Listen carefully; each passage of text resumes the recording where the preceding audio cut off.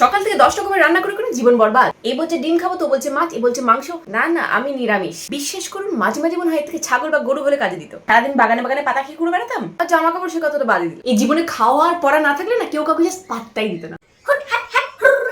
সারাটা সপ্তাহ বাইরে কাজ করার পর বড়েরা চায় একটা দিন বাড়িতে একটু রেস্ট নিলে কেমন হয়। আর সারাটা সপ্তাহ সকাল থেকে রাত্রি পর্যন্ত গৃহপালিত পশুর মতো ঘুরে বেড়া বউ একদিন যদি বাইরে না বেরোতে পারে, অবস্থাটা কি হয় বলুন তো? এখন যদি বরকে ছেড়ে বউয়েরা একা একা বেরোয়, বলবে উড়নচণ্ডী বউ, সংসারে মন নেই, বরকে ছাড়া একা একাই বেরিয়ে যাচ্ছে। এখন আপনারাই বলুন, করবোটা কি? যতই ভাবি সপ্তাহে অন্য দিনগুলো তো খেটে খেটেই মরি, রবিবারটা একটু হালকা থাকবো।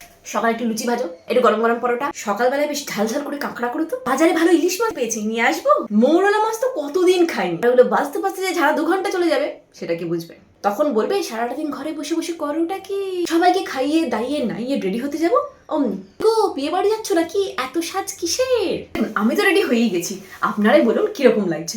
বর তো আর বলবে না, তাকাবেই না। কোন রকমে প্যাক করা লাগেজের মতো গাড়িতে তুলতে পারলে বাঁচে।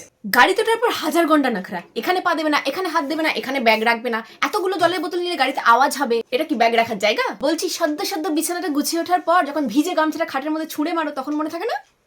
বেশি বলবো না বাবা, শাশুড়ি মা শুনতে পেলে বলবে আবার আমার ছেলে নামে নিন্দে করছো। যাই হোক, আজকে ওর আগে আমি রেডি হয়ে গেছি, চুপচাপ গাড়িতে গিয়ে বসে থাকি, আসছি। হ্যাঁ হয়ে গেছে।